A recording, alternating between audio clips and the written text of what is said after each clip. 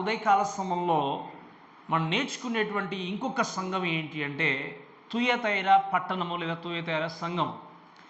ఈ సంఘాన్ని గురించి చూస్తే ఒక రోజులో లేదా ఒక వారంలో కంప్లీట్ అయ్యేటువంటి విషయం కష్టం ఆలోచన చేసి నేను ఈ వారము తర్వాత వచ్చే వారం కూడా ఈ యొక్క పుస్తకాన్ని లేకపోతే ఈ యొక్క పుస్తకము ప్రత్యేకంగా తుయతైర సంఘాన్ని గురించి నేను మీకు తెలియజేయాలని ఆశపడుతుంటున్నాను. ఈ ఉన్నటువంటి 7 సంఘాల్లో ఈ సంఘం గురించి ఎక్కువగా రాశాడు దేవుడు. మీకు అర్థమవుతుందా? ఈ సంఘాన్ని గురించే ఎక్కువ వచనాలు మనకు బైబిల్లో ఉన్నాయి. అంటే ప్రత్యేకంగా ఈ యొక్క ప్రకటన గ్రంథంలో మెన్షన్ చేసి పెట్టాడు. కాబట్టి ఈ యొక్క విషయాన్ని ఈ యొక్క పుస్తకాన్ని ఈ సంఘాన్ని గురించి కొన్ని విషయాలు జాగ్రత్తగా నేర్చుకుంటూ దేవుని యొక్క వాక్యాన్ని ధ్యానిస్తూ ముందుకు వెళ్దాం. 18వ వచనంలో చూస్తే తుయతైరలో ఉన్న సంఘపు దూతకు ఇలాగూ వ్రాయుము అని దేవుని యొక్క వాక్యాన్ని చూస్తాం. మీరు గమనించాల్సింది ఏంటి అంటే ఈ సంఘాలన్నీ కూడా ఏ విధంగా ముందుకు వెళ్తున్నాయో ఆ సంఘాల్లో ఉన్నటువంటి విషయాల్ని మనము విని ధ్యానించి నేర్చుకొని మనందరము కూడా ఈ యొక్క సంఘాల ద్వారా నేర్చుకున్న విషయాలను బట్టి దేవుణ్ణి ఎలా మహిమపరచాలో మనము మన జీవితాన్ని బిల్డ్ చేసుకుంటూ ముందుకెళ్ళాలి. సో ఇక్కడ ఆలోచన చేసే తుయతైర అయినటువంటి ఈ సంఘాన్ని గురించి మనం మాట్లాడినప్పుడు మీరు వినండి. ఈ యొక్క సంఘము గురించి మాట్లాడితే ద కరప్ట్ చర్చ్ అంటే ఏంటి? అవినీతి కలిగిన సంఘము, లేకపోతే పాపముతో కూడుకున్నటువంటి సంఘము. ఇంకా పాపాన్ని ఏం చేసింది చెప్పండి? ఈ సంఘము టాలరేట్ చేసి ఏం చేసింది అంటే సంఘములో పాపాన్ని సహిస్తూ పాపము చేయడానికి పర్మిషన్ ఇస్తూ కొనసాగినటువంటి సంఘంగా ఉంది. ఈ సంఘాన్ని గురించి మాట్లాడినప్పుడు మీరు వినండి. లోకములో చూస్తే ఈ సంఘానికి డైరెక్ట్గా పర్సిక్యూషన్ జరగలేదు. ఈ యొక్క సంఘానికి డైరెక్ట్గా హింస జరగలేదు. కానీ ఇండైరెక్ట్గా హింస ఎదురైనప్పుడు లోకములో ఏం చేసింది ఈ యొక్క సంఘం అంటే కాంప్రమైజ్ అయిపోయింది. కాంప్రమైజ్ అయిపోయి ఏం చేసింది చెప్పండి? లోకంలో హింసలు తట్టుకోలేక, లేకపోతే హింసలు నిజంగా శారీరకంగా వారి జీవితాన్ని కుదింపజేయకపోయినా కూడా ఇండైరెక్ట్గా వచ్చినటువంటి హింసను బట్టి కాంప్రమైజ్ అయిపోయి లోకంలో ఈ సంఘం కొనసాగుతూ ఎంతో భయంకరమైనటువంటి సంఘంగా ఈ సంఘాన్ని మనం చూస్తాం. అయితే ఈ యొక్క సమయంలో ఈ సంఘంలో నిజంగా ప్రాముఖ్యంగా ఆలోచన చేస్తే పాపాన్ని టాలరేట్ చేసిన సంఘంగా చూసినప్పుడు ఏం చేసేలాంటే మీరు గమనించండి. వాక్యము వెదజల్లుతూ ముందుకు వెళ్తున్నప్పుడు ఎందుకు ఈ యొక్క సంఘము ఇటువంటి స్థితిలో ఉండడానికి కారణం ఏంటి అంటే సువార్తని బోధించే వ్యక్తులు అంతటా ఉంటారు. మీకు అర్థమైంది కదా? బైబిల్ చేతబట్టుకొని సువార్తను బోధించేటువంటి వ్యక్తులు ప్రపంచం అంతా కనిపిస్తారు. కానీ సువార్తను మీరు పట్టుకొని కాంప్రమైజ్ కాకుండా బోధించే వ్యక్తులు మనకు కావాలి. సువార్తను పట్టుకొని ఆ సువార్తను వక్రీకరించకుండా, సువార్తను ఇంకొక సువార్తలాగా మార్చకుండా బోధించే వ్యక్తులు కావాలి. ఇక్కడ ఉన్న ఈ వ్యక్తులు చేసింది ఏంటి అంటే మీరు గమనించండి. దేవుని యొక్క సువార్తని ఉన్నదున్నట్టుగా బోధించకుండా, ఇంకా చెప్పాలి అంటే పాపము నరకము అనే విషయాన్ని ఎక్కువ ప్రస్తావించకుండా, యేసుక్రీస్తు అంటే కేవలము ఆయన ప్రేమించే దేవుడు, నలిగినటువంటి హృదయాన్ని కట్టే దేవుడు, ఖాళీగా ఉన్న హృదయాన్ని నింపే దేవుడు, నిజంగా చెప్పాలి అంటే మన జీవితాన్ని నడిపిస్తూ ప్రేమిస్తూ కరుణించే దేవుడు అనేటువంటి విధంగా ఈ విషయంలో లోకానికి సువార్త చాటి చెప్పిన వ్యక్తులు ఉన్నారు. కానీ యేసుక్రీస్తు యొక్క సువార్త, క్రీస్తు అంటే కేవలము ప్రేమించే వ్యక్తి మాత్రమే కాదు, ఆయన తీర్పు తీర్చే దేవుడు. పాపము చేస్తే క్షమించకుండా ఆయన పాపాన్ని ఒప్పుకోకపోతే క్షమించకుండా నరకానికి తీసుకెళ్లే దేవుడు అనే విషయాన్ని మాత్రం వీళ్ళు చెప్పలేకపోయారు. దానికి కారణం ఏంటి అంటే ఒకవేళ ఈ విషయాలు బోధిస్తే వాళ్ళ చుట్టూ ఎవరు నిలబడరు. ఈ విషయాలు బోధిస్తే వారిని ఎవరిని ప్రేమించరు. ఈ విషయాలు బోధిస్తే నాన్నవారు ఎవరు కూడా నిలబడకుండా ఒంటరిగా నిలబడే పరిస్థితి ఏర్పడుతుందేమో, ఒంటరిగా జీవించేటువంటి స్థితిలోకి వెళ్ళిపోవచ్చేమో. అందరూ ఒకవేళ హేళన చేస్తారు, అందరూ అసహించుకుంటారేమో. కాబట్టి ఏం చేయాలి? మనుషులకు నచ్చే విధంగా ఏం చేయాలి అంటే గాస్పల్ని, సువార్తని వక్రీకరించి జనాల్ని నింపుకునేటువంటి సంఘాలని మనం ఎన్నో చూస్తున్నాం. కానీ ఈరోజు గమనించండి, ఇటువంటి ఈ సంఘాన్ని గురించి నేను కాదు క్రీస్తు చెప్తున్న మాట ఏంటి అంటే మనం నేర్చుకుంటూ ఉంటాం. ఏంటి అంటే repent, otherwise I'll send you hell అంటాడు దేవుడు. నీ పాపాన్ని ఒప్పుకొని పశ్చాత్తాపడు, లేకపోతే ఏం చేస్తాను, నేను నిన్ను నరకానికి పంపిస్తా అంటాడు. ఈరోజు ఈ మాటలను బట్టి ఆలోచన చేయండి. ఈరోజు ఎంతోమంది వ్యక్తులు కూడా వారి జీవితంలో పాపాన్ని ప్రేమించే వ్యక్తులు ఉన్నారు. ఇంకా చెప్పాలంటే ఈ సంఘము బయట నుండి వచ్చినటువంటి హింస కంటే లోపల ఉండి సమాజంలో ఉన్నటువంటి సంఘంలో ఉన్నటువంటి వ్యక్తులని పాడు చేసేటువంటి వ్యక్తులు ఉన్నారు. అందుకే దేవుడు కోపం వచ్చింది. ఎక్కడుండి చెప్పండి? సంఘాన్ని పాడు చేసే వ్యక్తులు బయట నుండి కాక ఎక్కడున్నారు చెప్పండి? సంఘంలో ఉండి తాను పాడవడం మాత్రమే కాదు, తాను చెడిపోవడం మాత్రమే కాదు, ప్రక్కనున్నటువంటి వ్యక్తులను చెడగొట్టేటువంటి వ్యక్తులు ఉన్నప్పుడు దేవుడికి తట్టుకోలేకపోయాడు. ఇంకా దేవుడు ఆ తట్టుకోలేక ఏం చేశాడు అంటే అవన్నీ మనం నేర్చుకుంటాం. ఎంతో కఠినమైనటువంటి తీర్పును ఈ సంఘానికి తీర్చినట్టుగా మనం చూస్తాం. ఈ సంఘాల గురించి నేర్చుకుంటున్నప్పుడు మన జీవితంలో వ్యక్తిగతంగా నీవు నేను కూడా చేయాల్సింది ఏంటి అంటే, ఆలోచన చేయాల్సింది ఏంటి అంటే, ఏ విధంగా మన బ్రతుకులు ఉంటున్నాయి, ఏ విధంగా వాక్యం కొరకు నిలబడుతున్నాం, ఏ విధంగా నా జీవితాన్ని సరి చేసుకుంటున్నాం, ఏ విధంగా వాక్యము చేత నింపబడి నా జీవితంలో దేవుని కొరకు చివరి వరకు జీవించగలుగుతున్నాననే విషయాన్ని మనం తప్పకుండా నేర్చుకుంటూ ముందుకు వెళ్ళాలి. కాబట్టి ఈ తుయతెర పట్టణాన్ని గురించి ఆలోచన చేస్తే మనం ఫస్ట్ థింగ్ చూస్తాం. వాక్యం చూడండి. తుయతెరలో సంఘంలో ఉన్న సంఘపు దూతకి ఇలాగ రాయము, అగ్ని జ్వాల వంటి కన్నులను అపరంజిని పోలిన పాదములను గల దేవుని కుమారుడు చెప్పు సంగతులు ఏవనగా అంటున్నాడు. ఈ మాటను బట్టి మీరు ఆలోచన చేయాల్సిన విషయం ఏంటంటే, చూడండి, మొట్టమొదటిగా రైటర్ గురించి మాట్లాడు, కరస్పాండెంట్ లేదా రైటర్ గురించి మాట్లాడితే అంటే ఆల్మోస్ట్ ఈ సంఘాలన్నీ కూడా ఒకే రకమైనటువంటి అవుట్లైన్ వస్తుంది. మీరు ఆలోచన చేయండి. మొట్టమొదటిగా మనము ఆ రాసిన వ్యక్తి గురించి మాట్లాడితే ఎవరు రాశారు చెప్పండి? ఈ యొక్క పుస్తకాన్ని ఎవరు రాశారు? యోహాను పెన్ను తీసుకొని రాసిన, యాక్చువల్గా ఇదంతా కూడా రాసి పంపించింది ఎవరు చెప్పండి? యేసుక్రీస్తు. సో యేసుక్రీస్తు గురించి మాట్లాడుతూ రాయబడిన మాట ఏంటి అంటే, అగ్ని జ్వాల వంటి కన్నులను అపరంజిని పోలిన పాదములు గల దేవుని కుమారుడు చెప్పు సంగతులు ఏవనగా. మీరు వినండి, వాక్యంలో చూస్తే ద ఫస్ట్ థింగ్ ఆయన గురించి మాట్లాడే విషయం ఏంటి అంటే, who has ice like a flame of fire. అగ్ని జ్వాల వంటి కన్నులను మనం చూస్తున్నాం. ఈ అగ్ని జ్వాల వంటి కన్నులనే విషయం చూసినప్పుడు ఏంటి అంటే, మీరు వినండి, ఈ మాటకి అర్థం ఏంటనే నేను చాలాసార్లు చెప్పాను. మీరు ఎఫ్ఎస్సి కానీ స్ముర్ణ కానీ ప్రతి సంఘాన్ని గురించి మాట్లాడినప్పుడు నేను ఫలాని వ్యక్తిని అని చెప్పి మెన్షన్ చేసి రాస్తూ ఉన్నాడు. ఇప్పుడు ఈ కాలంలో ఏంటి అంటే, ఒక పుస్తకం అంతా రాసిన తర్వాత చివరిగా పెట్టుకుంటాం రచయిత సోన్ సోన్. బట్ ఆ కాలంలో ఏంటి అంటే ముందుగానే మెన్షన్ చేశారు, ముందు మాటగా రచయిత ఎవరు అన్నది. ఇక్కడ చూస్తే ప్రతి సంఘాన్ని చూసినప్పుడు స్ముర్ణ కానీ ఎఫ్ఎస్సి కానీ, ఎఫ్ఎస్సి చూస్తే 7 నక్షత్రాలు పట్టుకున్న వ్యక్తి అని చెప్పాడు.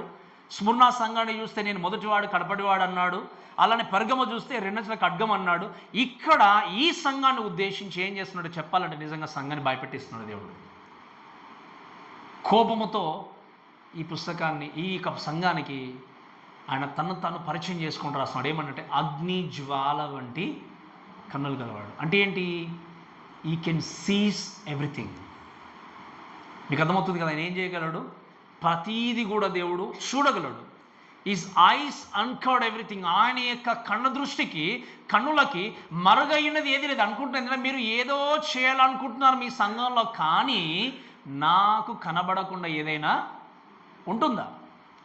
నాకు తెలియకుండా ఏది ఉండదు. కాబట్టి అటువంటి అగ్ని జ్వాల వంటి వ్యక్తిగా చూసే దేవుడుగా తెలియజేసిన మాటలు అని చెప్పి ఆయన రాస్తుంది ఏంటి అంటే, ఈ can Cs everything or anything. మీరు వినండి, ఆయనకు మరుగై ఉంది ఏది కూడా లేనే లేదు. కాబట్టి ఈరోజు ఈ మాటలు విన్న ప్రేమ దేవులారా, మన సంఘమైనా మన జీవితాలైనా మనం పని కొనసాగిస్తున్నప్పుడు నువ్వు చేస్తున్నటువంటి పని విషయంలో ఏదైనా కూడా గమనించండి. మనం నేర్చుకున్న తర్వాత ఆయన చూస్తున్నాడనే విషయాన్ని ఎప్పుడు కూడా మనము మర్చిపోకూడదు. ఆయన అంతేకాకుండా ఇంకొక మాట ఏమన్నా చూడండి, అపరంజిని పోలిన పాదములను గల దేవుని కుమారుడు అన్నాడు. సెకండ్ ఏంటంటే, స్వీట్ ఆర్ డిస్క్రైబ్డ్ యాజ్ ఏంటి అంటే లైక్ ఏ బర్నిష్ బ్రోంజ్ అన్నప్పుడు ఇక్కడ అపరంజి పాదంలో అనే విషయం చూసినప్పుడు ఏంటి అంటే, మీరు వినండి, ఈజ్ ద హార్డెస్ట్ మెటల్ ఏంటంటే స్పీక్ ఆఫ్ జడ్జ్మెంట్. అంటే ఈ యొక్క మాట ఏమని సెలవిస్తుంది, మాట్లాడుతుంది అంటే, నేను తీర్పు తీర్చే దేవుణ్ణి రాస్తున్న సంగతులు ఏవనగా అన్నాడు ఆయన. స్వర్ణ సంఘానికి రాస్తూ నేను మొదటివాడిని కడపటివాడిని కాబట్టి మీరు భయపడకండి రాశాడు. ఈ యొక్క తుయతెర సంఘానికి రాస్తే ఏమంటే, నేను మిమ్మల్ని బట్టి తీర్పు తీర్చే దేవుడుగా ఈ యొక్క సంఘానికి, లేకపోతే నేను మీకు ఉత్తరాన్ని రాస్తున్నానని చెప్పేసి వారిని ఏం చేస్తున్నాడు చెప్పండి, దేవుడు హెచ్చరిస్తూ ఈ పుస్తకాన్ని రాసినట్టుగా చూస్తాను. దానికి కారణం ఏంటి? ఎందుకు దేవుడు ఇంత కోపగించుకోవాల్సి వచ్చింది? ఎందుకు ఇవన్నీ నేను ఆలోచన చేసినప్పుడు మనము ఇంకా దేవుని యొక్క వాక్యం నేర్చుకుంటూ మనం ముందుకు వెళ్ళొచ్చు. అయితే ఈ యొక్క విషయాన్ని బట్టి రాస్తున్న విషయం ఏంటి అంటే, జడ్జ్మెంట్ గురించి రాస్తూ ఇంకొక మాట ఏమన్నంటే, దేవుని కుమారుడు చెప్పు సంగతులు ఏమనగా. మన మొదటి అధ్యాయము 13వ వచనంలో చూస్తే రాయబడిన మాట ఏంటి అంటే, తిరుగగా 7 సువర్ణ దీపస్తంభములను, దీపస్తంభముల మధ్య మనుష్య కుమారుడిని పోలిన వ్యక్తి అని రాయబడింది. ఏంటంటే చెప్పండి, అక్కడ మనుష్య కుమారుడు అని రాసిన వ్యక్తి ఇక్కడ ఏమని రాస్తున్నాడు? మీరు వినండి.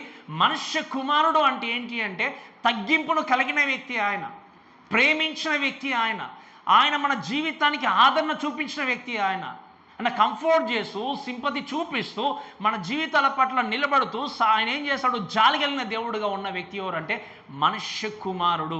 కానీ దేవుడు ఇక్కడ మెన్షన్ చేస్తే ఏమన్నాడు తెలుసా? దేవుని కుమారుడు. దేవుని కుమారుడు అంటే ఈ విషయం ఏంటి అంటే టాక్స్ అబౌట్ ఈజ్ డైటీ. ఆయన దైవత్వాన్ని తెలియజేస్తూ రాస్తున్నాడు. ఈ ప్రకటన గ్రంథంలో మొత్తంలో ఎక్కడ కనబడదు, కేవలం ఇది ఒక్క ప్లేస్లో మాత్రమే కనిపించేది. ఏంటి అంటే దేవుని కుమారుడు చెప్పు సంగతులు ఏంటి?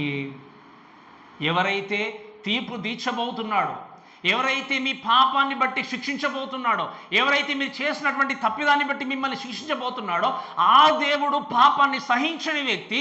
మీరు వినండి, దేవునికి వ్యతిరేకమైన క్రియలను సహించని వ్యక్తి చెప్పు సంగతులు ఏవనగా అని చెప్పేసి ఈ సంఘాన్ని ఉద్దేశించి ఏమని రాశాడు అంటే I'm not writing A letter, I'm not writing this letter like a son of man, but I'm writing this letter as a son of God అని రాశాడు ఆయన. ఏమన్నా చెప్పండి, నేను ఒక మనుష్య కుమారునిగా ఈ ఉత్తరాన్ని మీకు నేను తెలియజేయట్లేదు, కానీ దైవత్వాన్ని కలిగిన వ్యక్తిగా, ఆ శక్తిని కలిగిన వ్యక్తిగా, ఏంటి తీర్పు తీర్చే వ్యక్తిగా ఈ ఉత్తరాన్ని ఈ సంఘానికి నేను ఏం చేస్తున్నాను? రాస్తున్నాను. మీరు వినండి, ఈ సంఘానికి దేవుడు రాసిన, ఈ యొక్క సంఘాలకి ఈ విధంగా రాసిన దేవుడు రేపు మన సంఘం గురించి మాట్లాడంటారా? మాట్లాడతారా? చెప్పండి. మాట్లాడబోచున్నాడు. కనుకనే మనందరం ఏం చేయాలి అంటే ఈ యొక్క సంఘాల ద్వారా ఈ విషయాలు నేర్చుకొని మన బ్రతుకులు చక్కదిద్దుకొని దేవుని కొరకు నిలబడ్డప్పుడు దేవుడు ఖచ్చితంగా మన సంఘాల గురించి మాట్లాడడానికి సిద్ధంగా ఉన్నాడు. కాబట్టి ఆ రైటర్గా ఆయన ఏం చేశాడంటే మీరు వినండి, ఈ విషయాలను తెలియజేస్తూ తీర్పు తీర్చే దేవుడుగా ఈ విషయాలు తెలియజేస్తూ ఆయన రాసినట్టుగా మనం చూస్తాం. అంతేకాకుండా దయచేసి మనం చూద్దాం. దయచేసి రెండవ విషయం ఏంటి అంటే కేవలము రైటర్ ఆయన మాత్రమే కదా. రెండవది ఏంటి అంటే ఈ సిటీ గురించి మాట్లాడితే, ఈ పట్టణం ఏంటి చెప్పండి? తుయతైరా పట్టణం. ఈ తుయతైరా పట్టణం గురించి మాట్లాడితే ఏంటి అంటే ఇప్పుడు స్ముర్నా సంఘం పట్టణం కానీ, తర్వాత ఎఫ్ఎస్సి పట్టణం కానీ, ఈ పట్టణాల కంటే ఈ తుయతైరా పట్టణం చాలా చిన్నది, స్మాల్ సిటీ.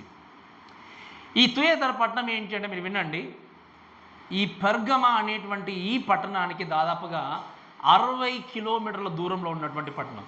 మీకు అర్థమవుతుంది. ఫస్ట్ ఏం చేస్తాడు దేవుడు? ఎఫెస్ నుండి స్ముర్నా నుండి పెర్గమ నుండి మళ్ళీ సౌత్ లేకపోతే దక్షిణ భాగంలో, అదేవిధంగా తర్వాత వచ్చే చర్చ్ ఏంటంటే సార్దీస్ అంటాం. ఆ సార్దీస్కి తర్వాత ఈ పెర్గమకి మధ్యలో ఉన్నటువంటి ప్లేస్ ఏంటి అంటే ఈ యొక్క తుయతైరా అన్నటువంటి పట్టణం. ఇది చాలా చిన్న పట్టణము. ఈ చిన్న పట్టణాన్ని గురించి మాట్లాడినప్పుడు ఏంటి అంటే ఈ చిన్న పట్టణము లేకపోతే తుయతైరా పట్టణము ఇప్పుడు అకిన్సార్ అనేటువంటి పేరుతో పిలువబడుతుంది. ఏంటి చెప్పండి? అకిన్సార్. ఇది చాలా చిన్న పట్టణము, టర్కీ దేశంలోనే ఉన్నటువంటి పట్టణం.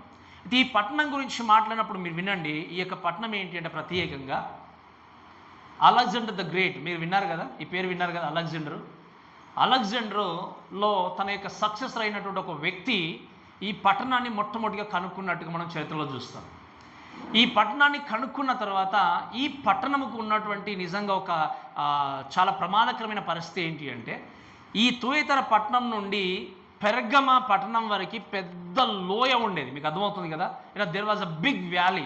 ఆ లోయ ఉన్నప్పుడు మీరు ఆలోచన చేస్తే ఏంటి అంటే ఎవరైనా పెర్గమ కానీ వేరే పట్టణాల దగ్గరికి వెళ్ళి యుద్ధం చేయాలి అంటే ఈ లోయ గుండా ప్రయాణం చేసేవాళ్ళు. ఏం చేసేవాళ్ళు చెప్పండి? ఎందుకు? లోయ గుండా ప్రయాణం చేస్తే ఏం చేస్తుంది? వేరే శత్రువులు అటాక్ చేయకుండా వారికి సహాయపడుతుంది. కాబట్టి ఈ లోయ గుండా వెళ్తున్నప్పుడు మార్గంలో ఏముంది చెప్పండి? ఇక్కడ ఈ తుయతైరా పట్టణం ఉంది. కాబట్టి చూసిన ప్రతి వ్యక్తి దీన్ని నాశనం చేసేవాడు. వాళ్ళు వెళ్ళడానికి, యుద్ధానికి వెళ్ళడానికి కనబడి పట్టణం చేసేవాళ్ళు చెప్పండి. కనబడ్డ ప్రతి వ్యక్తి కూడా ఈ పట్టణాన్ని విధ్వంసం చేయడము, తర్వాత వాళ్ళు మళ్ళీ కట్టుకోవడము, మళ్ళీ ఇంకొక వ్యక్తి వచ్చి మళ్ళీ కూల్చేయడము, ఈ విధంగా ఈ పట్టణం ఎప్పుడు కూడా ఆటపోట్లకు ఎదురవుతున్నటువంటి పట్టణం. ఇంకా చెప్పాలి అంటే ఎంతోమంది రాజుల యొక్క సైన్యాలు, సోల్జర్స్ ఈ పట్టణం గుండా ప్రయాణం చేస్తూ వెళ్ళేవారు. స్పెషల్లీ అలెగ్జాండర్ ఏం చేశాడంటే ఈ పట్టణాన్ని ఆల్మోస్ట్ ఆక్రమించేసుకొని ఒక ఏంటి అంటే ఆర్మీకి ఒక ట్రూప్స్కి అక్కడ ఏం చేశాడు? ఒక స్థలాన్ని ఏర్పాటు చేసి అంత చక్కగా ఈ యొక్క పట్టణాన్ని వాళ్ళు ఏం చేశారు? ముందుకు వెళ్తూ ఉన్నారు. అయితే ఈ పట్టణం అలా కొనసాగుతున్నప్పుడు క్రీస్తు పూర్వము 190వ సంవత్సరంలో రోమా సామ్రాజ్యం ఈ పట్టణాన్ని ఆక్యుపై చేసుకుంది. మీకు అర్థమవుతుంది కదా. అంతకుముందు ఎవరు చేతిలో ఉంది చెప్పండి? ఈ పట్టణం అంతా కూడా అలెగ్జాండర్ ద గ్రేట్ చేతిలో ఉన్నప్పుడు 190వ సంవత్సరం క్రీస్తు పూర్వం ఆ టైంలో ఏం జరిగింది అంటే, ఈ రోమా సామ్రాజ్యపు అధికారంలోనికి వచ్చిన తర్వాత అప్పుడు ఆ పట్టణము కొంచెం కొంచెంగా సమాధానంతో నింపడం ప్రారంభమైంది.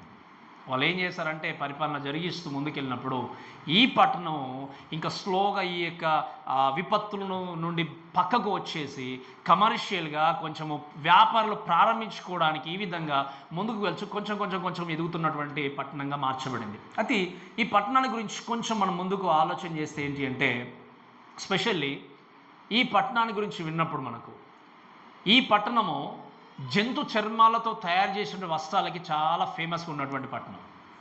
వడ్రంగి వారు ఉండేవారు, కమ్మవారు ఉండేవారు, ప్రతి యొక్క వృత్తి పనులు చేసేటువంటి వాళ్ళందరూ కూడా ఇక్కడ కొలువుతూరు. ఇంకా చెప్పాలంటే ఒక ట్రేడ్ సెంటర్ లాగా వర్తక వ్యాపారాలు చేసుకునేటువంటి వ్యక్తులందరూ కూడా ఈ రోమా సామ్రాజ్యపు అధికారంలో అందరూ కూడా అలా వెళ్తున్నప్పుడు ఈ పట్టణం కొంచెం ముందుకు వెళ్ళింది. దాదాపుగా 300 సంవత్సరాలు ఈ పట్టణాన్ని రోమా సామ్రాజ్యం అధికారంలో ఉండి ఈ పట్టణం ఏం చేసింది చెప్పండి, ముందుకు వెళ్ళినట్టుగా చూస్తాం. అయితే ఇటువంటి ఈ పట్టణాన్ని గురించి మాట్లాడినప్పుడు మీరు వినండి, అక్కడ ఇంకొకటి ఏంటి అంటే, వస్త్రాలకి రంగులు వేసేవాళ్ళు. ఇది దేనికి ఎక్కువ ఫేమస్ అంటే వస్త్రాలకి ఏం చెప్పండి, రంగులు వేసేవారు. ఆ కాలంలోనే రంగులు వేశారంటే మీరు అర్థం చేసుకోండి, క్రీస్తు పూర్వం. అయితే ఇటువంటి ఈ పట్టణంలో దీని గురించి మాట్లాడినప్పుడు వాక్యంలో మీరు చూస్తే తుయతైరా అనేటువంటి మాట విన్నప్పుడు మనకి ఎవరు గుర్తుకొస్తారు చెప్పండి? బైబిల్లో లుదియా గుర్తుకొస్తుంది, అంతే కదా. ఆమెను బట్టే ఆ యొక్క మాట మనకు జ్ఞాపకం ఉంటుంది. ఒకసారి ఆ మాట చదవండి దయచేసి. అపోస్తల కార్యంలో 16వ అధ్యాయం 14 వచ్చిన చదవండి దయచేసి.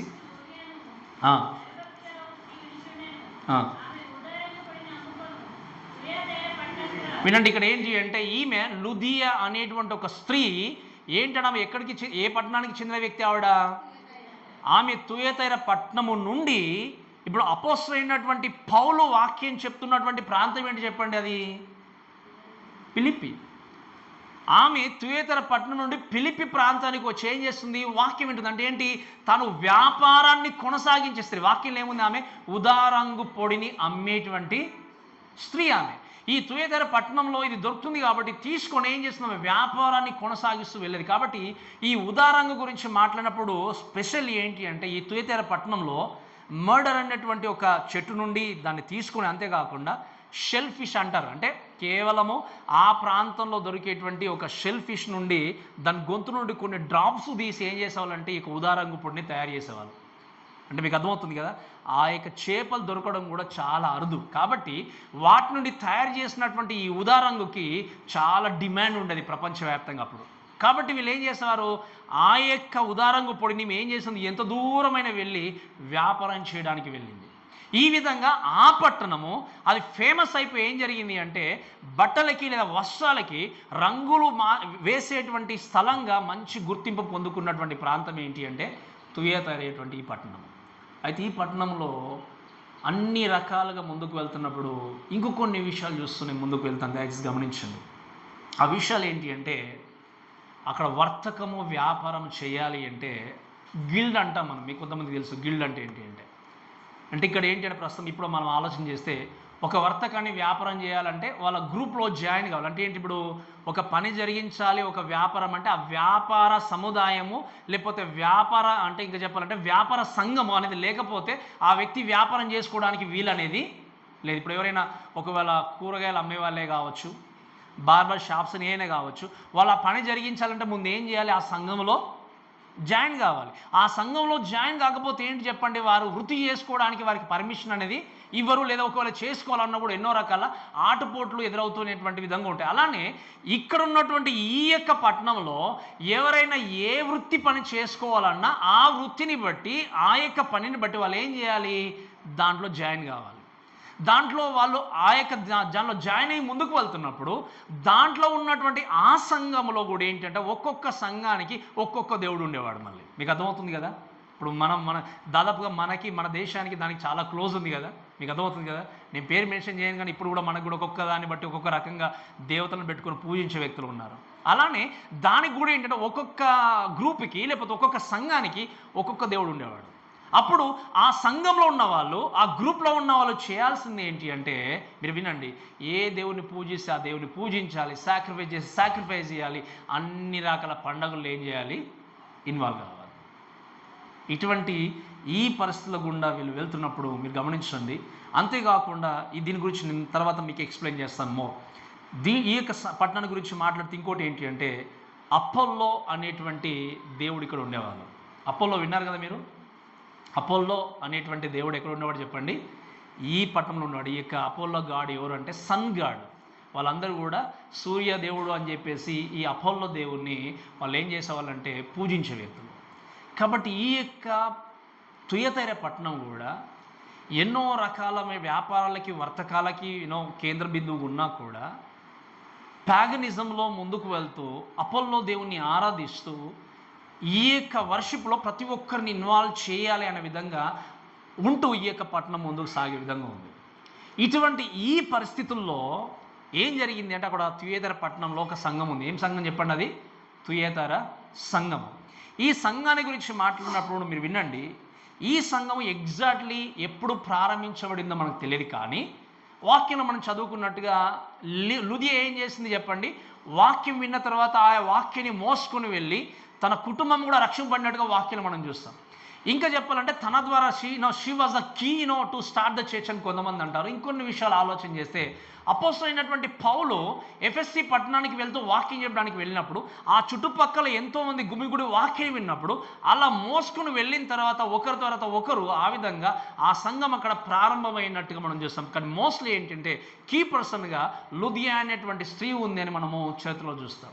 అయితే ఈ పట్టణములో ఈ యొక్క సంఘం ఉన్నప్పుడు మీరు వినండి, ఈ సంఘంలో ఉన్నటువంటి క్రైస్తవుల గురించి మాట్లాడినప్పుడు పట్టణంలో పని చేసుకోవడానికి కొదవ ఉందా, కొదవ లేదా చెప్పండి? కొదవ లేదు. ఎందుకు? మనం ఇప్పటివరకు అన్నీ విన్నాం, చాలా బాగున్నాయి. కానీ మీకు ఒక విషయం చెప్తాను వినండి, ఇక్కడ ఉన్నటువంటి తుయేతరలో ఉన్నటువంటి సంఘంలో ఉన్న క్రైస్తవులకి పని దొరికేది కాదు. అదేంటి పాస్ గారు, అక్కడ చాలా పని ఉందంటున్నారు, మీరేమో మళ్ళీ ఇక్కడ ఏం జరుగుతుంది చెప్పండి? వారికి సరిగ్గా పని దొరికేది కాదు. ఎందుకు? మీకు అదొక చెప్పే మాట, అన్ని రకాల పనులు చేసుకునే వారు ఉన్నారు అక్కడ. ఇంకా ఎంత అని చెప్పాను కదా, ఫేమస్తో కూడిన ఉదరంగు పొడి వ్యాపారం చేసుకునేటువంటి ఆ పట్టణము ఎక్కడ దొరకదు, కేవలం అక్కడ దొరక. అంత ఫేమస్గా ఉన్నటువంటి ఆ పట్టణంలో ఎలాగో అలాగ బ్రతికేయచ్చు. కానీ అక్కడ ఉన్నటువంటి సంఘంలో ఉన్న కొంతమంది క్రైస్తవులకి పని సరిగా దొరికేది కాదు. మరి ఎలా వాళ్ళు బ్రతకడం ఎలా, ఏ విధంగా అనుకున్నప్పుడు ది డిపెండ్ ఆన్ గాడ్. ఎందుకు పని దొరకట్లేదు వాళ్ళకి అంటే, ఈ సంఘాన్ని గురించి మాట్లాడితే మీరు వినండి, దీస్ పీపుల్ ఏంటంటే ద చర్చ్ యాజ్ వాళ్ళు ముందుకు వెళ్తున్నప్పుడు వాక్యంలో మనం చూస్తే, చరిత్రలో చూస్తే, వాక్యంలో ఆలోచన చేస్తే, బయట నుండి వచ్చి డైరెక్ట్గా సంఘాన్ని హింసించకపోయినా, బయట నుండి వచ్చి సంఘాన్ని ఒకవేళ వాళ్ళు నిజంగా దూషించకపోయినా, ఇన్వర్డ్గా లోపల ఉన్నటువంటి వ్యక్తులు ఏం చేశారు అంటే, సంఘములో అబద్ధకరమైనటువంటి బోధలు వ్యాప్తి చేసి సంఘాన్ని పాడు చేయాలని చూశారు. మీరు వినండి, ఒక క్రైస్తవుడు ఈ సంఘాన్ని గురించి చెప్తాను వినండి. మనం తర్వాత దీని యొక్క వాక్యం నేర్చుకుంటాం. ప్రేమించే సంఘము, సహాయం చేసే సంఘము, అన్ని విషయాలు ముందుకు వెళ్ళే సంఘము, కానీ సరైన వాక్యం కలిగి ఉన్న సంఘం మాత్రము కాదు. అందుకు బట్టి దేవుడు ఏం చేస్తుంటే, నేను మీకు తీర్పు తీర్చేదానికి నేను ఏం చేస్తున్నాను, ఈ లెటర్ రాస్తున్నా అని చెప్పేసి ఉత్తరాన్ని రాశాను. అయితే ఇక్కడ ఉన్న క్రైస్తవులు కొంతమంది ఎందుకు కష్టపడాల్సి వస్తుంది, ఎందుకు వారికి నిజంగా పని దొరకని స్థితిలో ఉంది అంటే, మీరు వినండి, ఈ యొక్క గుంపులు లేకపోతే గ్రూప్స్, సంఘాలని నేను చెప్పాను కదా, ఆ సంఘంలో ఉన్నటువంటి వ్యక్తి, పని జరిగిస్తున్న వ్యక్తి, వాళ్ళు ఏం చేయాలి, తప్పకుండా సంవత్సరానికి ఒక్కసారైనా కొన్ని పండుగలు వచ్చినప్పుడు వాళ్ళు ఏం చేయాలి, బలర్పించి ఈ యొక్క సాక్రిఫైస్ అన్నీ చేసి కూడా ఏం చేయాలి, ఈ ప్యాగన్ ఫెస్టివల్స్లో ఇన్వాల్వ్ అయ్యేసి ఏం చేయాలి, ఆ దేవుణ్ణి ఆరాధించాలి, లేకపోతే నిలబడి ముందుకెళ్ళాలి. క్రైస్తవుడుగా నిజమైన క్రైస్తవుడు ఏం చేస్తాడు? గట్టిగా చెప్పాలి, ఏం చేస్తాడు చెప్పండి? మీకు అదవుతుంది చెప్పిన మాట. నిజమైన క్రైస్తవుడు ఏం చేస్తాడు? ఈ పండగల్లో ఇన్వాల్వ్ కాలేడు. ఈ పండగల్లో వాళ్ళు జరుపుకోలేరు. కాబట్టి వీరికి ఏం జరుగుతుంది, పని దొరకడం అనేది కష్టమవుతుంది. మరి కష్టమవుతుందని చెప్పి ఆ పని కొనసాగించాలంటారా? 24 ఏమన్నా దయచేసి 24 అయితే తుయతైరలో కడమవారైన మీతో అనగా ఈ బోధన అంటే ఎవరైతే అబద్ధ బోధలు తీసుకొచ్చారో ఆ బోధను, ఆ స్త్రీ యొక్క బోధన అంగీకరించకుండా సాతాను యొక్క గూఢమైన సంగతులను ఎరగమని చెప్పు వారందరితో నేను చెప్పు సంగతినేమనగా మీ పైన మరీ ఏ భారము నేను పెట్టను, నేను వచ్చే వరకు మీకు కలిగి ఉన్నదాన్ని గట్టిగా. ఈ సంఘంలో ఒక స్త్రీ ఏం చేసి నెక్స్ట్ వీక్ వింటాం మనం. ఆ స్త్రీ అబద్ధ బోధలన్నీ తీసుకొచ్చి సంఘాన్ని నాశనం చేస్తే ఇక్కడ ఉన్నటువంటి కొద్ది మంది వాటిలో ఏం చేస్తారు, కాన్సన్ట్రేషన్ చేయకుండా, ఆమెకు ఆ యొక్క బోధలకు వినకుండా, మాకు పని దొరికినా దొరకకపోయినా మేము ఇన్వాల్వ్ కామని చెప్పేసి ఏం చేస్తారంటే దేవుని కొరకు నమ్మకంగా వాళ్ళు జీవిస్తూ ముందుకెళ్ళారు. యాజ్ అ క్రిస్టియన్గా you should understand this morning ఏంటి అంటే, as a Christian you have to decide yourself to participate on the in the idolatry or your job అనే విషయం ఆలోచన చేసినప్పుడు వినండి. ఈ యొక్క విగ్రహారాధనలో, ఈ యొక్క పండగల్లో, ఈ యొక్క సెలబ్రేషన్లో ఇన్వాల్వ్ కావడమా లేదా నీ ఉద్యోగాన్ని కోల్పోవడమా? రెండే ఆప్షన్స్ ఉన్నాయి. మీకు అర్థమవుతుంది? అక్కడ ఉన్న క్రిస్టియన్స్కి ఏమున్నాయి చెప్పండి. ఈ పండగల్లో ఇన్వాల్వ్ కావడమా, సెలబ్రేషన్ వాళ్ళతో కలిసి సెలబ్రేషన్ చేసుకోవడమా, వారు చేసినట్టుగా అన్ని రకాలుగా ముందుకెళ్ళిపోవడమా, లేదా అది వద్దనుకుంటే ఏంటి చెప్పండి, జాబును కోల్పోవడమా? మీరే ఉంటే ఏం చేస్తారు? మేము అనుకోవచ్చు అక్కడ జరిగింది కదా అనుకోవచ్చు. ఇక్కడ ఈ దినాల్లో కూడా మీరు వినండి, అందుకే నేను చాలాసార్లు చెప్పాను, కడమ వారు అని ఇక్కడ మెన్షన్ చేయబడింది ఏంటి అంటే వీళ్ళు జాబును కానీ ఉద్యోగాన్ని కోల్పోయారు. మాకు అవసరం లేదనుకొని దేవుని కొరకు నిలబడ్డారు కొంతమంది. ఈరోజు నువ్వు చేసిన పనుల గురించి ఒకసారి ఆలోచన చేస్తే, నేను ఒకవేళ ఈ పని జరిగించకపోతే నన్ను నిజంగా ఒకవేళ వీరు అసహించుకుంటారేమో, లేకపోతే నా జీవితం గడవదేమో, నేను ఇంకా సంపాదించుకుంటూ ముందుకెళ్ళాలేమో అని ఆలోచన చేయొచ్చు. నేను చాలాసార్లు చెప్పినవండి, మీరు ఉద్యోగం చేసుకోకూడదని అనలేదు, నేను వ్యాపారం చేసుకోకూడదని చెప్పలేదు. ఎందుకంటే అందరం వ్యాపారం చేసుకోవాలి, ఉద్యోగాలు చేసుకోవాలి, అన్ని రకాలుగా చేసుకోవాలి, సంపాదించుకోవాలి. కానీ నువ్వు సంపాదించే సంపాదన అబద్ధంతో కూడుకుందైతే దేవుడు నీకే చెప్తున్నాడు ఈరోజు. నువ్వు సంపాదించే సంపాదన మోసంతో కూడుకుంది, నీతోనే మాట్లాడుతున్నాడు ఈ దేవుడు. ఈరోజు ఏమన్నాడు, నెక్స్ట్ వీక్ చూస్తాం, నేను తీసుకెళ్ళి నరకంలో పడేస్తాను దేవుడు. ఈరోజు నువ్వు సంపాదించిన సంపాదన ఒకవేళ మోసంతో కూడుకున్నైతే ఇప్పుడే మీ జీవితాన్ని కరెక్ట్ చేసుకోండి. నువ్వు సంపాదించిన సంపాదన అనేకులను బాధపెట్టి సంపాదిస్తున్నావు, దయచేసి ఇప్పుడే కరెక్ట్ చేసుకోండి. అబద్ధాలు ఆడి సంపాదిస్తున్న ఒకసారి కరెక్ట్ చేసుకోండి. మోసం చేసి ఇతరుల యొక్క రక్తాన్ని పీల్చి సంపాదిస్తున్న ఒకసారి కరెక్ట్ చేసుకోండి. ఇది నేను చెప్పే మాట కాదు, దేవుడు చెప్తున్నాడు. వాక్యం చూస్తాం, ఆ యొక్క స్త్రీ గురించి మాట్లాడు, నేను తీసుకెళ్ళి బెడ్ మీద పడేసి నేను నరకానికి పంపిస్తా అంటాడు దేవుడు. ఈరోజు ఎంతోమంది ఈ లోకంలో అందరూ జీవిస్తున్నారు కదా పాస్కర్, మనం బ్రతకపోతే ఎలా? ఇక్కడ ఉన్న ఈ కడమ విశ్వాసాలు అని అనుకోలేదు. దేవుడు ఏమన్నాడు తెలుసా మీకు, మీ ఉద్యోగాలు కోల్పోయినా, మీ జాబ్స్ కోల్పోయినా నేను మీ పైన ఎక్కువ భారాన్ని నేను, మరి వారికి చెప్పిన దేవుడు మనకు చెప్పలేడా? మనల్ని నడిపించలేడా? మన పోషించలేడా? నేను లాస్ట్ టైం జ్ఞాపకం చేశాను, నువ్వు నమ్మకంగా దేవుని కొరకు జీవించినప్పుడు, నమ్మకంగా బ్రతికినప్పుడు, నీ ఉద్యోగ విషయంలో కానీ నీ యొక్క వ్యక్తిగత జీవితంలో కూడా దేవుని కొరకు జీవిస్తూ కాంప్రమైజ్ కాకుండా బ్రతికినప్పుడు, నా కొరకే ఈ యొక్క వ్యక్తి నిలబడ్డాడని దేవుడు చూసినప్పుడు, మన వాక్యం చూసాం, ఆయనకు మరుగైంది ఏది లేదు. నువ్వు నిజంగా అన్యాయం చేస్తున్నావా, అక్రమం చేస్తున్నావా అనేది మనుషులకు తెలియకపోవచ్చు, కానీ ఎవరికి తెలుసు?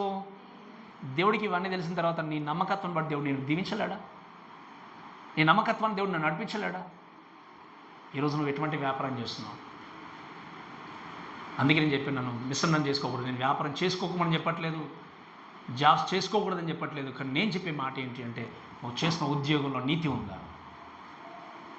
నువ్వు చేసుకున్న వ్యాపారంలో నిజంగా మోసం చేయకుండా చేస్తున్నావు? అది చిన్నదిగా 10 రూపాయలతో స్టార్ట్ చేసి లక్షలు సంపాదించే ఉద్యమైనా కావచ్చు, లక్షలో చేసుకున్న వ్యాపారమైనా కావచ్చు. ఒక వ్యక్తి నువ్వు మోసం చేసి సంపాదిస్తున్నావు అంటే దేవుడు నీతో చెప్తున్నాడు ఏంటి అంటే, you will get into hell. Repent, otherwise నువ్వు పశ్చాత్తాపం పొందు, అదర్వైజ్ ఏమవుతుంది, నేను ఖచ్చితంగా నేను ఏం చేస్తాను, పంపిస్తాను అంటున్నాడు. ఈరోజు వాక్యం ప్రేమ ఏం బిడ్డారా, ఆ సంఘాన్ని ఉద్దేశించి దేవుడు ఇన్ని రాసినప్పుడు మనల్ని చూసి దేవుడు ఏం చెప్పబోతున్నాడు? ఇక్కడ ఉన్నటువంటి ఈ విశ్వాసులు లేకపోతే వీళ్ళు ఏం చేస్తారు కొంతమంది అంటే, ఈ ప్రేరణ కలిగించి ఇన్వాల్వ్ అయితే ఏమైపోతుందిలే, చిన్నదే కదా, అందరితో పాటు మనం వెళ్ళిపోతాంలే కదా. అటువంటి వ్యక్తి నీ ఆత్మీయ జీవితానికి ప్రమాదకారకుడు. అందుకే నేను చెప్తాను, నీ ఆత్మీయ జీవితాన్ని దిగజార్చే ఏ వ్యక్తి కూడా నిన్ను ప్రేమించే వ్యక్తి కానే కాదు. మీకు అర్థమవుతుందమ్మా? ఇప్పుడు దేవుడు ఎంతో కోపంతో ఈ సంఘానికి మాటలు రాస్తున్నాడు. ఎందుకు చెప్పండి? నిజంగా ఈ సంఘం నాశనం అవ్వాలన్నా, ఈ ప్రజలు నశించిపోవాలన్నా? ఎందుకు? వారి జీవితాలు బాగుపరచుకోవాలని చెప్పి.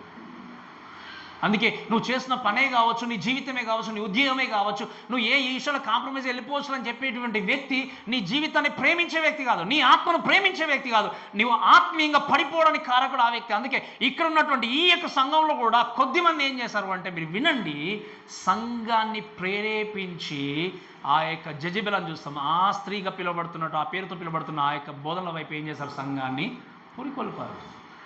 మనం చూస్తాం, ఒక టమాటాలతో నిన్న ఒక గంప ఉందనుకోండి, ఒక టమాటా పాడైపోయింది, ఏం చేస్తాం మనం? ఎందుకు తీసేస్తారు? అయ్యో ఈ టమాటో కూడా అదే చెట్టు నుండి వచ్చింది కదా, క్లీన్ చేసి శుభ్రం చేసి పెట్టేద్దాం కదా అని ఎందుకు పెట్టారు చెప్పండి? ఏం చేస్తారు? ఎందుకు పడేస్తారు? ఒక్క టమాటా మిగిలిన టమాటాలు పాడు చేసినట్టుగా అటువంటి ఒక్క విశ్వాస సంఘాన్ని ఏం చేస్తారు చెప్పండి? పాడు చేస్తారు. మీరు వినండి, దేవుని యొక్క వాక్యంలో ఈ సంఘాన్ని గురించి దేవుడు చక్కగా మాట్లాడుతూ, అటువంటి వ్యక్తులు నువ్వు ఏం చేస్తున్నావు, నీ సంఘంలో నేను ఉండనిస్తున్నావు అంటాడు దేవుడు డైరెక్ట్గా. అందువల్ల నేను ఏం చేస్తున్నాను, నిన్ను తీర్పు తీస్తున్నాను అంటాడు. ఈరోజు వినండి, మన జీవితంలో, అందుకే నేను చాలాసార్లు చెప్పాను, సంఘం అంటే పాపలు రావచ్చు. ఇక్కడ ఉన్న మనందరం పరిశుద్ధులమని నేను చెప్పట్లేదు, వీఆర్ రైచియస్ సిన్నర్స్ అంటాం మనల్ని. పాపులు ఉంటారు, అబద్ధాలు ఆడేవాళ్ళు ఉంటారు, మోసం చేసేవాళ్ళు ఉంటారు. కానీ మోసము చేయడానికి ఇది అడ్డా కాదు, ఒక స్థలం కాదు. పాపం చేయడానికి ఇది ఒక స్థలం కాదు. ఎందుకోసము? పాపముతో నీవు వస్తే పాపం నుండి విడుదల పొందుకోవడానికి ఇది ఒక స్థలము. అబద్ధం ఆడితే అబద్ధం నుండి బయటపడడానికి నేర్చుకునేటువంటి స్థలం ఇది, అంతేగాని దీన్ని కంటిన్యూ చేసే స్థలం కాదు. కాబట్టి అటువంటి వ్యక్తులకి స్థానం అనేది లేదని చెప్తున్నాడు దేవుడు. ఈరోజు ఎవరిని నువ్వు ప్రేమిస్తున్నావు? ఎవరి వెంట పరిగెత్తున్నావు? ఈ మాటలు వింటూ దయచేసి ఈ సంఘాన్ని ఇలా చెప్పిన తర్వాత ఇంకొక మాట ఏంటంటే, నాట్ ఓన్లీ చర్చ్, ఇది చెప్పేసి నేను ముగించడానికి ప్రయత్నం చేస్తాను. Let's go to the commendation, ప్రశంస. దేవుడు ఏం చేస్తున్నాడు, దాన్ని మెచ్చుకుంటున్నాడు. ఈ సంఘాన్ని కూడా ఏ విషయంలో మెచ్చుకున్నట్టే వర్స్ 19 చదవండి దయచేసి, 19 వచనం.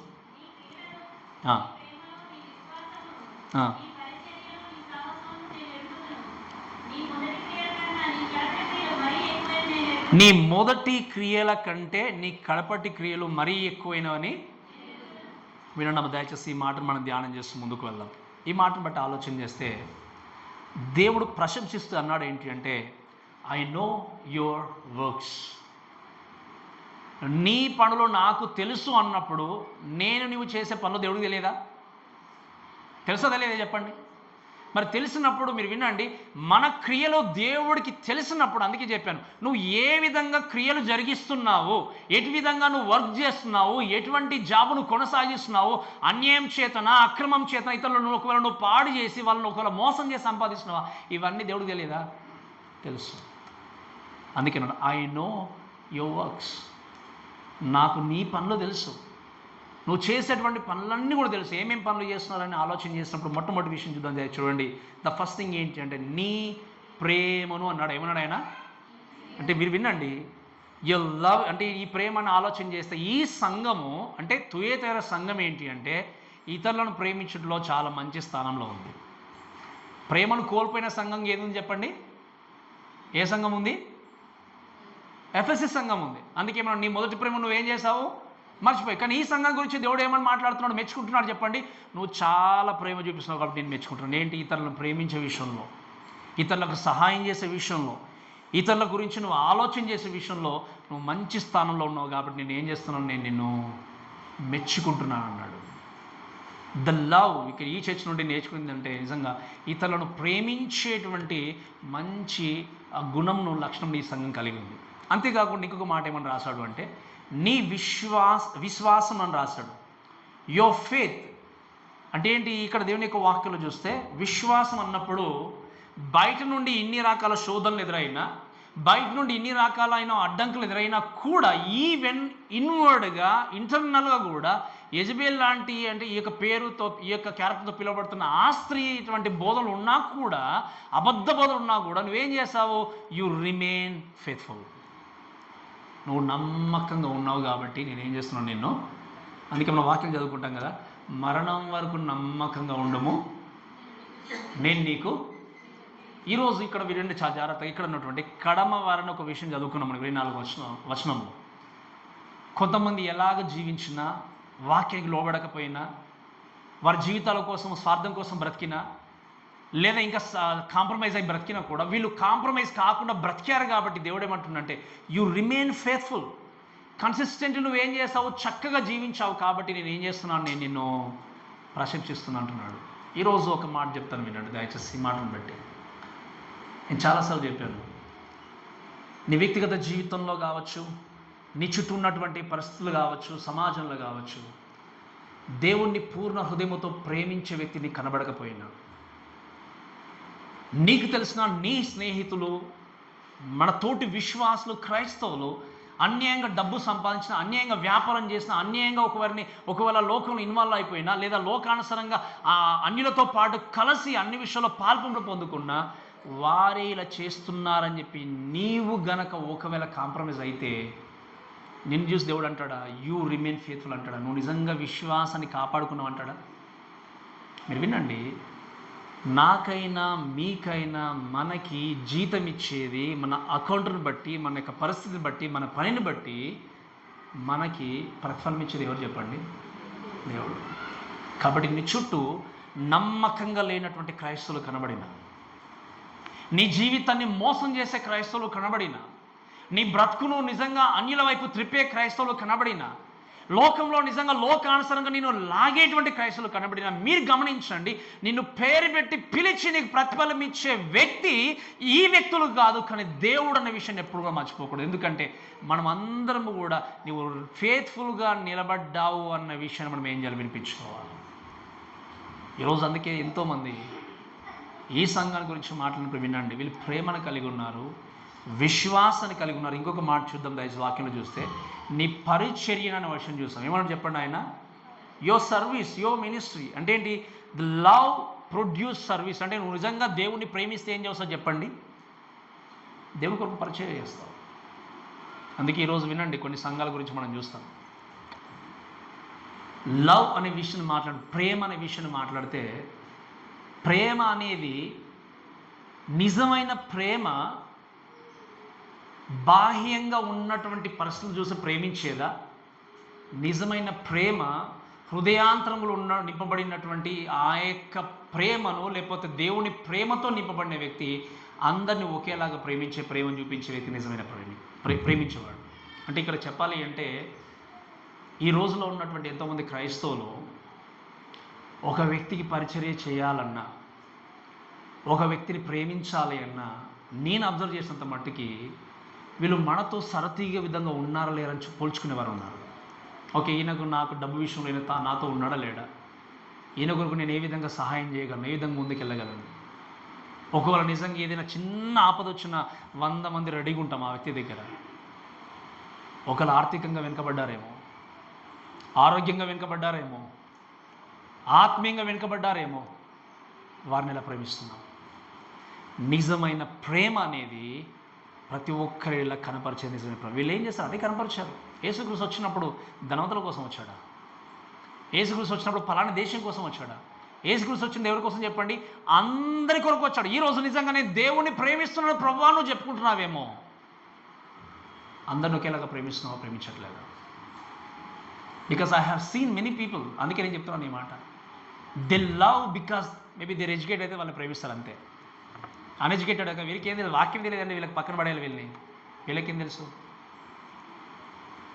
నేను విన్నాను ఈ మాటలు కూడా. నాకు అప్పుడు అనిపిస్తుంది కొన్నిసార్లు, నిజంగా రక్షింపబడ్డారా అనిపిస్తుంది కొన్నిసార్లు.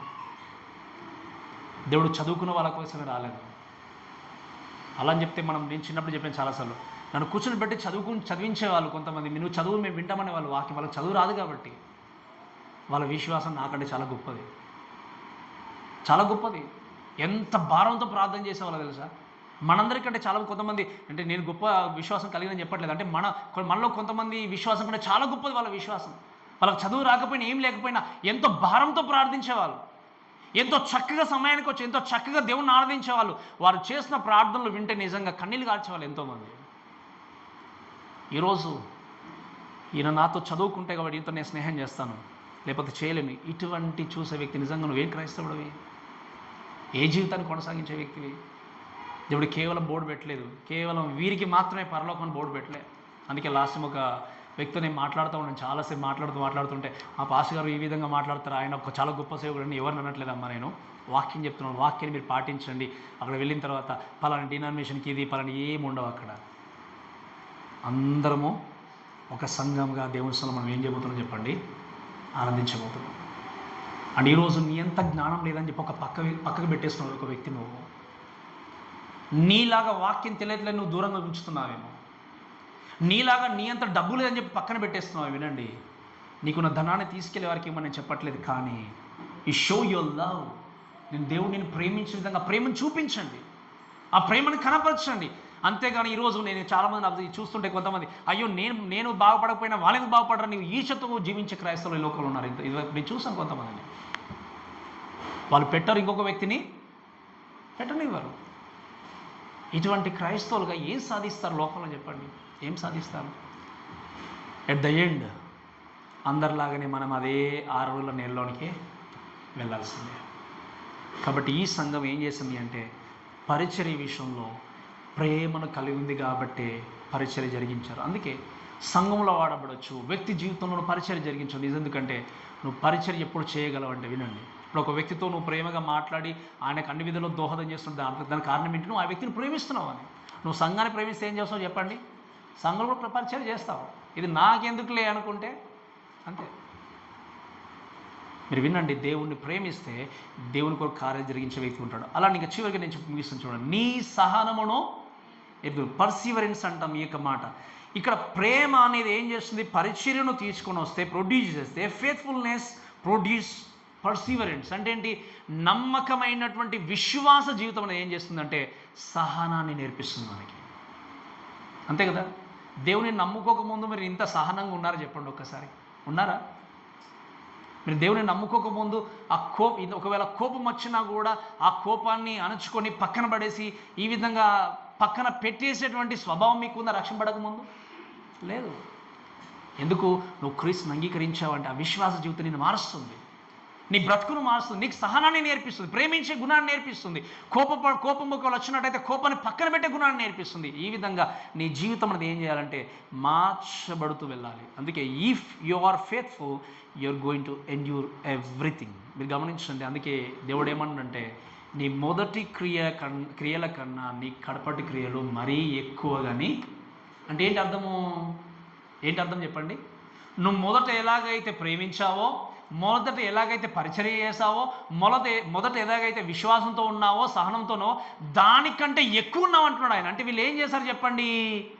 విశ్వాసంలో కానీ, ప్రేమలో కానీ, పరిచర్యలో కానీ, సహనంలో కానీ వీళ్ళు దినదినం ఏం చేశారు? ఈ సంఘము ఎదిగారు. నిజంగా సంతోషించే విషయమా కాదా చెప్పండి? మన జీవితంలో కొన్నిసార్లు ఆలోచన చేస్తే, మనం క్రీస్తుని అంగీకరించిన మొదటి రోజు, మొదటి సంవత్సరంలో కంపేర్ చేసుకుంటే ఇప్పుడు కంపేర్ చేసుకుంటే ఎలా ఉంది చెప్పండి? విశ్వాసంలో ఎదిగారా, తగ్గారా?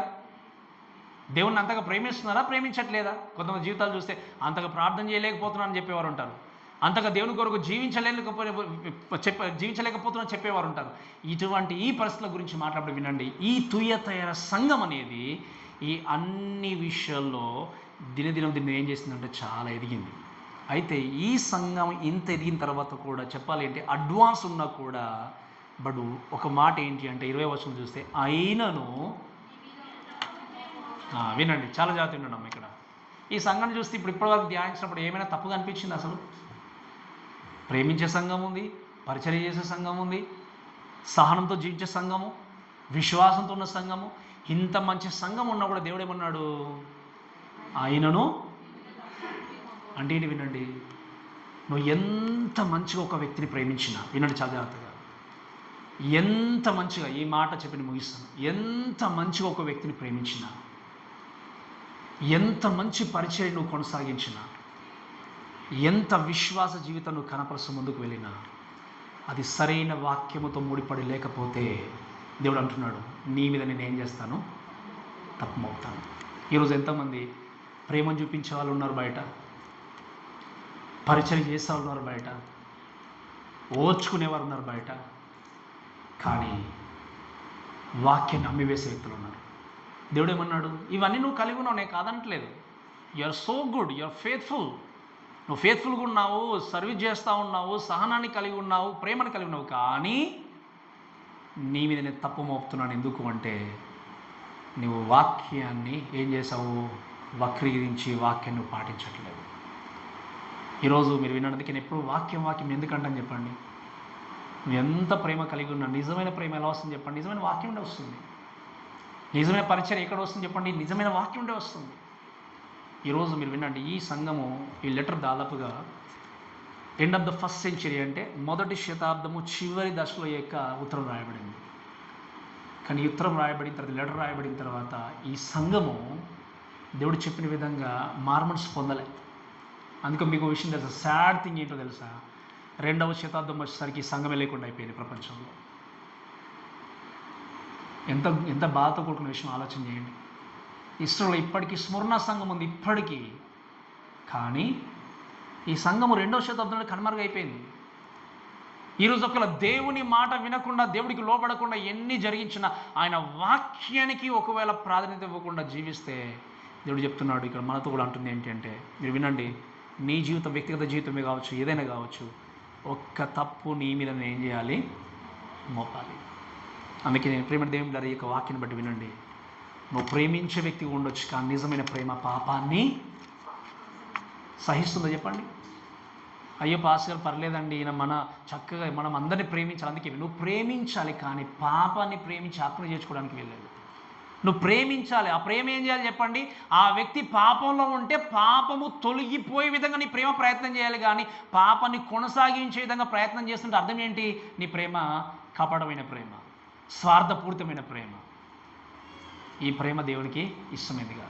నీ పరిచర్య కూడా, నువ్వు ఎంత పరిచర్య చేసినా, ఎంత చక్కగా నువ్వు మినిస్ట్రీ చేసినా కూడా, ఆ మినిస్ట్రీలో నువ్వు స్వార్థాన్ని వెతుక్కుంటూ, ఆ వ్యక్తి బాగుపడకుండా, పాపం నుండి బయటకు రాకుండా, సత్యమైన వాక్యం నిలబడకుండా నువ్వు కొనసాగించినప్పుడు ఆ పరిచర్య నిజంగా దేవుడు మెచ్చుకునే పరిచర్య కాదు. ఈవెన్ సహనం చూస్తాం, విశ్వాసం చూస్తాం, ఇవన్నీ ఉన్నా కూడా దేవుడు అంటుండే ఏంటంటే, నేను నీ మీద తప్పు మోపుతున్నా, తప్పు ఏంటి అనే విషయాన్ని మనము నెక్స్ట్ వీక్ ధ్యానిద్దాం. కాబట్టి ఈ యొక్క సమయంలో ఈ మాటలు వినే వ్యక్తులుగా మనం గమనించాల్సింది ఏంటి అంటే, ఈ సంఘము ప్రేమలో ముందుకు వెళ్ళింది, పరిచర్యలో ముందుకు వెళ్ళింది, విశ్వాసంలో ముందుకు వెళ్ళింది, సహనంలో ముందుకు వెళ్ళింది.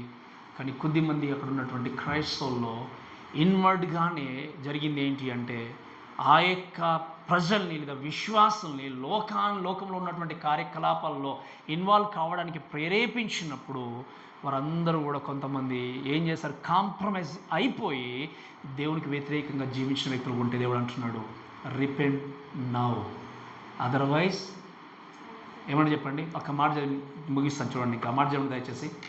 23 దయచేసి చదవండి ఒకసారి. 23 వచనం, సరే 22 వచనం.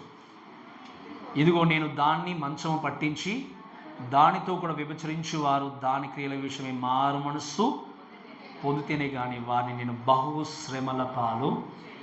సో దేవుడు మనందరూ కూడా టైం ఇస్తున్నాడు, ఈజ్ గివింగ్ అస్ టైం. మారు మనస్సు పొందితేనే కానీ, లేకపోతే ఏం చేస్తాడు దేవుడు, ఇది చాలా క్లియర్గా మనం నెక్స్ట్ వినబోతున్నాం. కాబట్టి ఈరోజు ఈ మాటలు వినే వ్యక్తులుగా నీ జీవితంలో దేవుని కొరకు కాంప్రమైజ్ కాకుండా దేవుడికి చక్కగా నీ జీవితాన్ని కొనసాగించినప్పుడు నీ జీవితాన్ని బట్టి దేవుడు మహిమ పొందుకునే వ్యక్తి ఉంటాడు, నీ జీవితాన్ని బట్టి ఆనందించే వ్యక్తి ఉంటాడు. కాబట్టి ఎటువంటి ప్రేమను కలిగి ఉన్నావు, ఎటువంటి పరిచర్యను కొనసాగిస్తున్నావు, ఎటువంటి విశ్వాసంతో ముందుకెళ్తున్నావు, ఎటువంటి సహనాన్ని కలిగి ఉన్నావు, ఇవన్నీ చూసే దేవుడు మనతో ఉన్నాడు. అందుకైనా అపరంజి వాక్యం ఏమన్నా చెప్పండి, అగ్నిజ్వాల వంటి కన్నులు కలిగినటువంటి దేవుడు మనల్ని చూస్తూ ఉన్నాడు. కాబట్టి ఆయనకు మహిమకరంగా మనందరం కూడా జీవిస్తూ మన జీవితంలో దీని యొక్క మహిమ కొరకు ముందుకు సాగుచు ఆయన మనం మహిమపడదాం. కాబట్టి మాటలు మన దేవుడు దీవించి ఆశీర్వదించును గాక. ఆమేన్.